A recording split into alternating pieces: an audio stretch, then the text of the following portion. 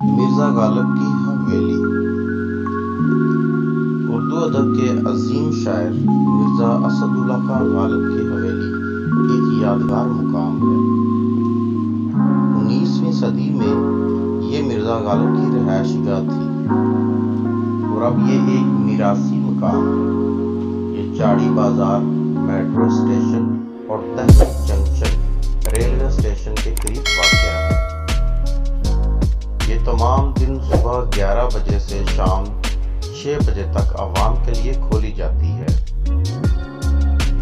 گلی قاسم جان، بلی مارا پرانا دہلی محلہ اور اس دور کی عکاسی کرتی ہے جب ہندوستان میں مغل عہد زوال کا شکار تھا۔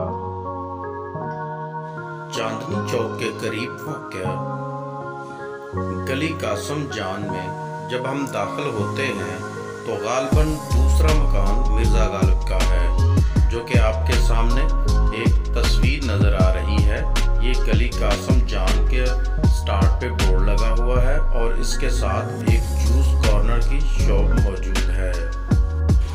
یہ حویلی ایک حکیم نے مرزا غالب کو دی تھی، جس کے بارے میں خیال کیا جاتا ہے کہ وہ مرزا غالب کی شاعری کا دیوانہ تھا۔ جب مرزا غالب کی وفات ہوئی تو وہ اس حویلی میں آ کے تنہا بیٹھا رہتا تھا اور کسی کو اس حویلی کے اندر داخل ہونے کی اجازت نہیں دیا کرتا تھا۔ یہ حویلی اپنے دور میں خوبصورتی کے ساتھ ساتھ ایک یادگار حویلی شمار کی جاتی ہے اور اپنے نقش و نگار کی وجہ سے یہ حویلی ایک تاریخی حیثیت رکھتی ہے۔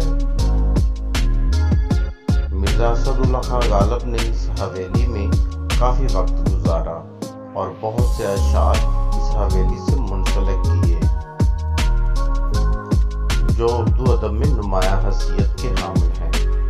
اس حویلی میں مرزا اسد اللہ خان غالب نے فارسی اور اردو میں ایک دیوان چھوڑا ہے، جس میں بہت مزیدار اور فلسفیانہ سوچ کے حامل اشعار ملتے ہیں اور اپنے اندر ایک نئی دنیا سمائی ہوئی دکھائی دیتے ہیں۔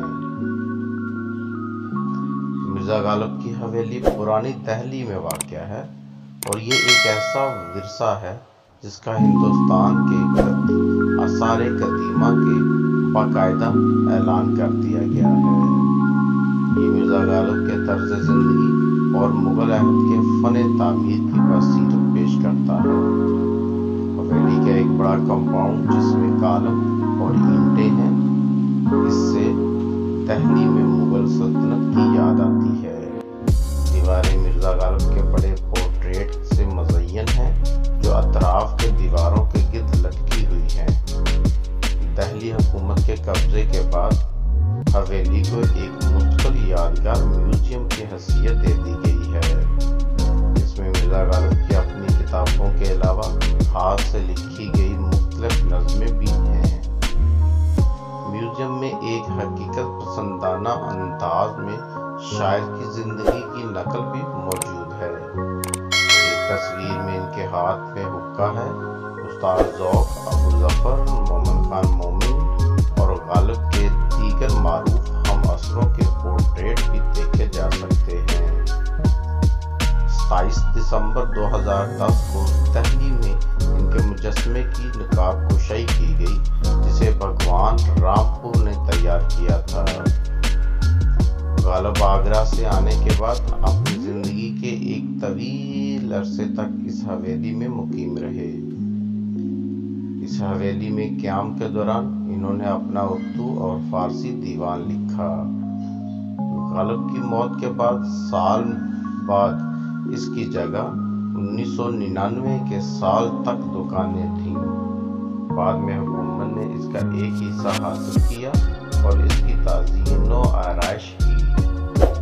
19ویں صدی میں دوبارہ تعزین و آرائش کی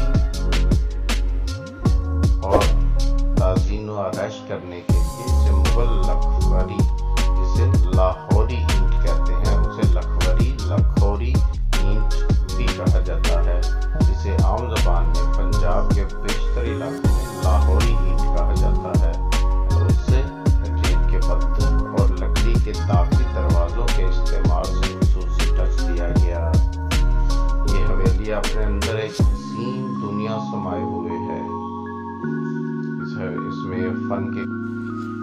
की सजावट में मिर्ज़ा गालिब के बहुत से अशार दीवारों पर कुंदा किए गए हैं, जो कि फ्लैक्स की सूरत में उन पर छपवा के उसके ऊपर लिखे गए हैं।